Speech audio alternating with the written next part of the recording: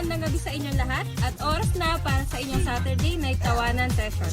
Ito ang inyong original multi-awarded Pinoy Comedy Game Show. This is Celebrity Bluff Season 1. Here's our player for tonight ay sina Kim, Cherry, and Danica. Here are our honorable gang na mamamams pambansang Alien, Lian, at Chensa. Alien! Alien! Alien! Alien! Hay nako naman, akala ko naman malakas na ang paandar ng kulot ko. Hay nako, hataw na hataw.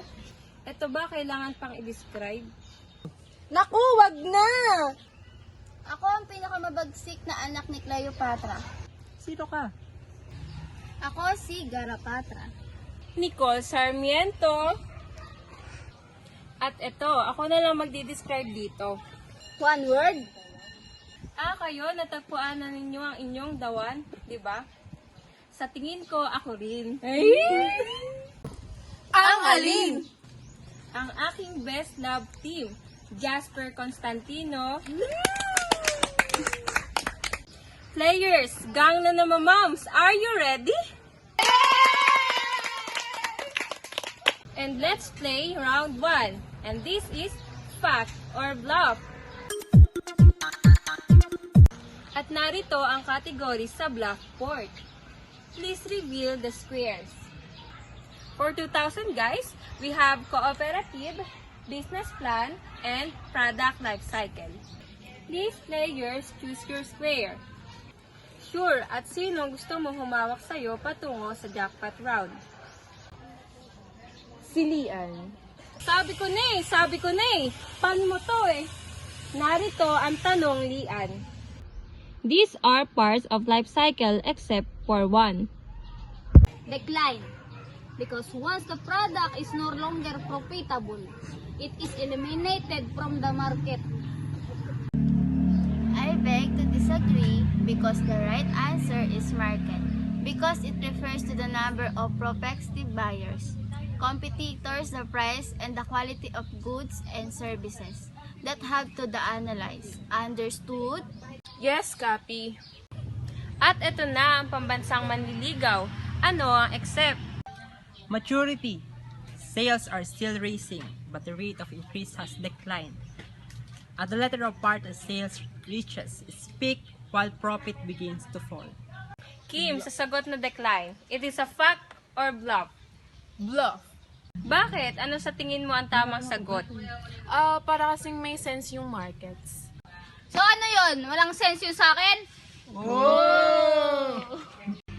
No offense, Lian, pero parang hindi ko siya na-encounter or naririnig pa before. So, bluff ang sagot ni Kim sa decline. Tanungin nga ulit natin. Bluff na ba? Bluff na bluff! Bluff nga ba? Please reveal. These are parts of product life cycle except for one. Ang tamang sagot ay markets. Next, Cherry, choose your square. Business plan. Bukod sa sensitive, mamili ka. Isang sensitive ang balat at isang ha! Totoo naman, alam niyo yan. Oo naman! Narito ang tanong. This is a method that covers all costs, variable, fixed, plus an extra increment to delivery profit. Cost plus pricing. Yun ang tama kasi dito nakabase yung presyo at kita mo bilang isang entrepreneur. Nasa iyo na kung maniniwala ka o hindi. Huwag mo naman i-confuse si Cherry. Cherry, is it a fact or bluff? Ang hirap naman mag-decide. Bluff? Okay, bluff na bluff na? Bluff na bluff. Okay, survey says, please reveal. Oh, tama pala ang sagot ni Jasper. Tulog ka kasi ng tulog sa online class. Alien! Alien! Ang harsh mo naman. Okay, let's move on to our next player, Danica. At cooperative na lang ang natira. At ito ang iyong tanong. These are the principles of cooperatives. Education, training, and information dahil mas mapapalawak pa nila ang kanilang knowledge about sa business na kanilang itatayo. Bluff. dahil it is a concern for the community except for natutulungan nito yung kooperatiba at the same time nakakatulong din ito sa community. Saving for the members. Aanhin mo ang education at community kung wala kang savings. What do you think, Danica? It is a fact or bluff? Bluff. Bluff na ba? Bluff na. Survey says... Alright, so nakuha ni Kim ang lahat ng points and you are going to proceed sa jackpot round. For Cherry and Danica, thank you for participating in our game. What? Malas? Okay, Kim, we are now here in the final round and this is the final 4. We have 1 question, 6 possible answer, but only 4 are correct. Tandaan sa round na ito, ang sigurado ay panalo. Let's play the round 2 and this is the final 4. Kim, each correct answer are worth 25,000 for perfect. Is equivalent to 100,000 check advance. And for our jackpot round is worth 500,000 pesos. Guys, are you ready? At magsisimula na tayo mamili ng categories para sa ating jackpot questions. Here's our category. Panalong-panalo at kitang-kita. Kitang-kita. Kitang-kita. And here's your question. These are the characteristics of successful entrepreneurship. At narito ang 6 na posibleng sagot. Risk-taker, goal-oriented, intuition of ideas, managing the business, initiative, and independence. Please choose 4. Risk-taker, goal-oriented, independence, tsaka initiative. Okay, tingnan natin kung tama ang mga napili mong sagot. Una, risk-taker. It is a fact or bluff? Bluff! Bluff! Fact. Goal-oriented. It is a fact or bluff? Fact! Fact! Fact. Ang pangatlo ay independence. It is a fact or bluff? Bluff! Bluff! Fact pa rin. Ang galing mo naman, Kim. At ang huli ay initiative. It is a fact or bluff? Bluff! Bluff! Fact. At Kim, ito ang napanalunan mong 500,000 peso. Thank you so much for laughing with us every Saturday. Magkita-kita tayo sa susunod na Sabado. Dito lang yan sa Celebrity Vlog.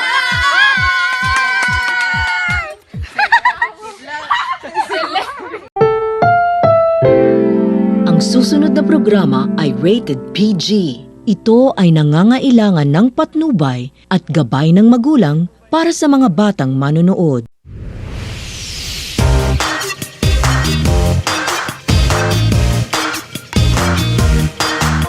Oras na para sa number 1 game show sa buong bansa, ang Family Feud.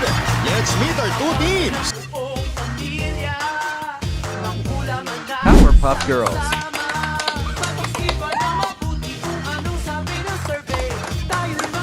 Upton. Please welcome our host ng ating kapuso, Jasper Guantes. Magandang hapon mga kapuso. Araw-araw imbitado kayo sa mga piyestang atmosphere dito sa pinakamasayang family game show sa Pilipinas, ang Family Feud. Ang kasali sa Family Feud today ay ang mga nagagandahang magkakaibigan na ang kurso ay tourism. Narito na ang Team Undin. Team Undin, welcome sa Family Feud. Hello, Kuya Guantes. Masaya-masaya kami nakapunta dito. Cherry, pakilala mo na ang iyong team. Okay, pinapakilala ko sa inyong lahat ang aking kalog na best friend, si Nicole Sarmiento. At narito na ang kakalaban sa Team Undin, ang Team Powerpuff Girls. Welcome, Powerpuff Girls. Hello mga kapuso and hello Kuya Guantes. Siguradong excited na ang mga kasama mo dahil andito na sila sa Family Feud. Danica, ipaalala mo na ang iyong mga kasama. Ito na nga, narito ang aking teammates, si Liana Cheza. And also ang aming teammate na si Mary Ann Cervantes.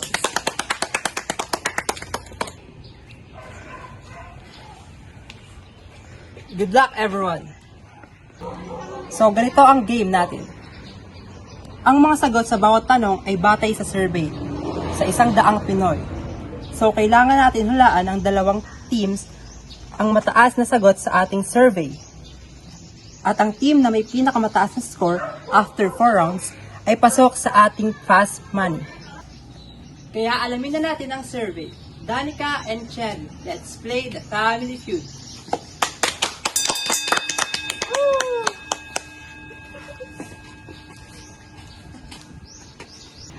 Oops, isang kamay sa buzzer at isang kamay sa likod. Danica and Cherry, ready?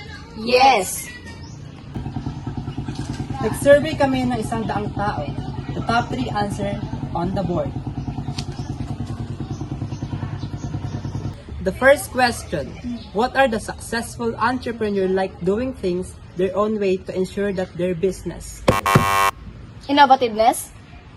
Ang sabi ni Cherry ay innovativeness. Ang sabi ng survey ay... Danica, ulitin ko ang tanong. What are the successful entrepreneur like doing things their own way to ensure their business? Independence. Ang sabi ni Danica ay independence. Ang sabi ng survey ay... Just the top answer. Danica, pass or play? Play! Play! Go back to your team.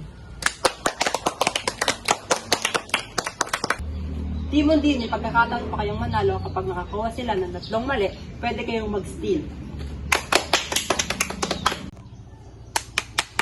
Tama naman pala eh! Okay, Marianne. This is your chance to answer the last question. Pag nasagot mo ito, meron na kayong points. Ito raw ay isa sa mga successful entrepreneur and we have a strong desire to achieve their goals of business. Goal-oriented, Kuya Guantes? Ang sabi ni Mary Ann ay goal-oriented. Ang sabi ng survey ay...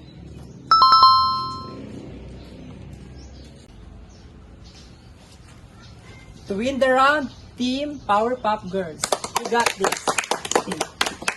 After the round, wala pang puntos ang Team Undin. Pero okay lang yan. May 2 pa tayong round para makakuha ng puntos. At ang Team Powerpuff Girls ay meron na kayong 30 points. Kaya naman, let's go the round 2. Lian, Nicole, let's play the Family Feud.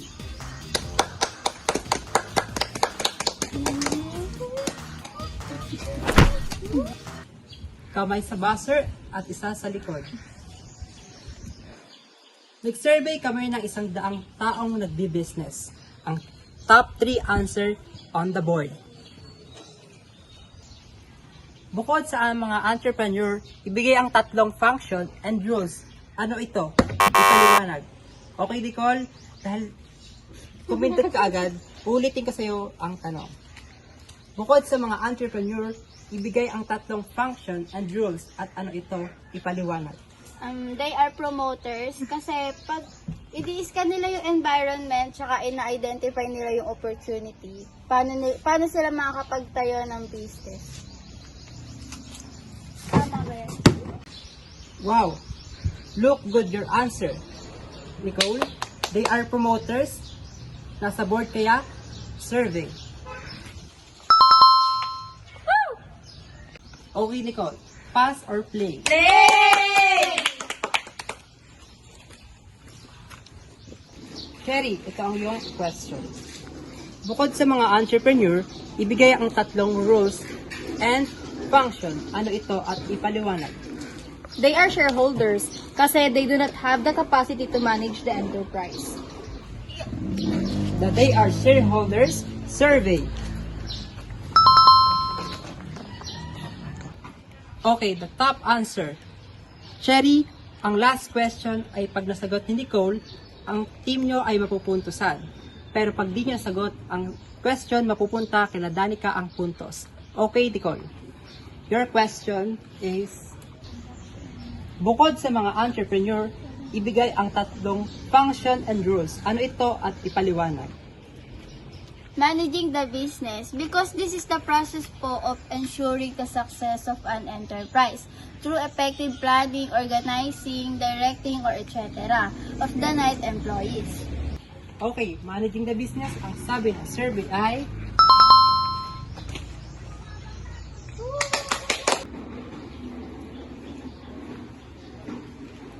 after 2 rounds, pantay na ang puntos ng dalawang team. Pero sa ating last round, ay times 2 na ang puntos. Sino kaya ang makakakuha nito na silang maglalaro sa ating jackpot round at makakakuha ng tumataginting na 200,000 pesos? Kaya naman, Mary Ann and Nicole, let's go!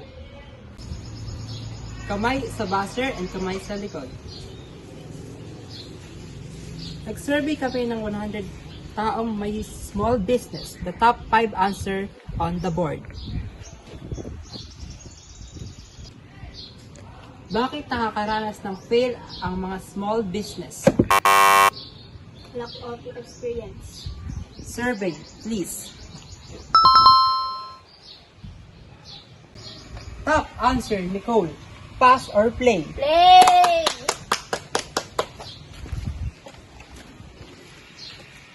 Ito ang question. Bakit nga ba nakakaranas ng fail ang mga small business? Lack of money.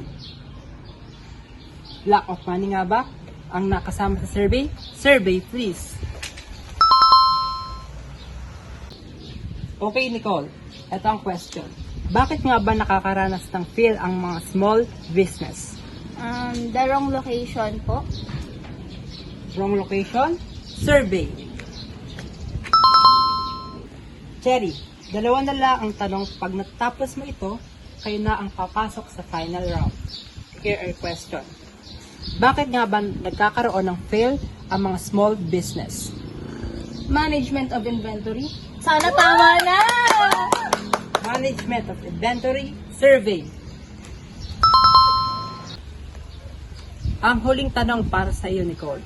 Makuha mo kaya ito? Bakit nga ba nagkakaroon ng fail ang mga small business?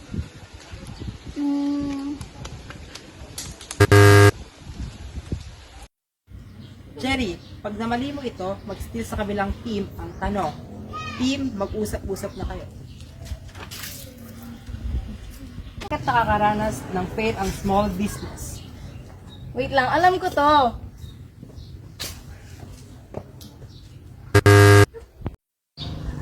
Credit, Kuya Guantes? Diyan. I think plan. Okay, Danica, nasa iyo kung pipiliin mo sa kanila ang iyong sagot. Poorly planned expansion. Sabi nila, fully planned expansion, pero ang sabi ng survey ay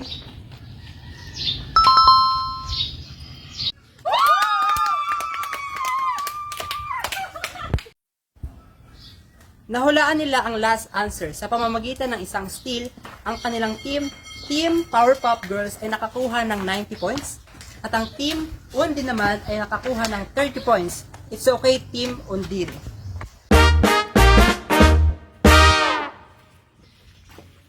Dito, magkakatoka-toka na sa pwede niyong manalo ng libu-libong piso.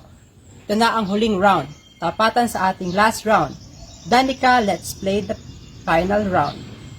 So, Danica, sino ang gusto mong makasama sa ating final round? Si Mary Ann. Okay, Danica, kanina nanalo na kayo ang inyong team. May chance pa kayong doblein ito. Si Mary Ann ay nasa likod na at hindi niya maririnig ang mga tamang sagot. Give me 20 seconds on the board. This is learning that one enjoying examining one's strengths and weaknesses. Ano ang MSMES? Pass. At this stage, some entrepreneur move into new enterprises and new challenges. Hard stage. This is the process of launching the enterprise or opening it publicly. Start up the enterprise. Ano ang micro ay not more than? 3 million. Tignan natin kung ilang points ang nakuha mo.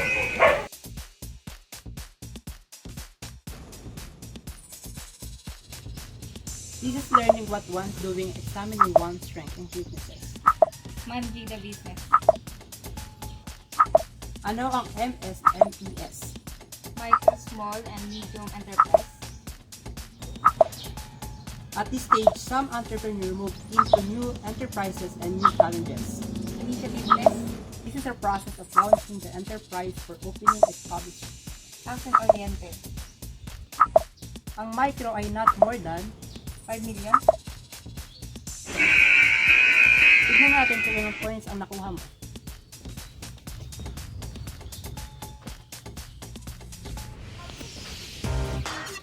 Congratulations, Team Powerpuff Girls! Mag-uwi kayo ng 200,000 pesos! Ako si Jasper Guantes hanggang sa susunod na Lunes. Akin pa na! This is Family Feud!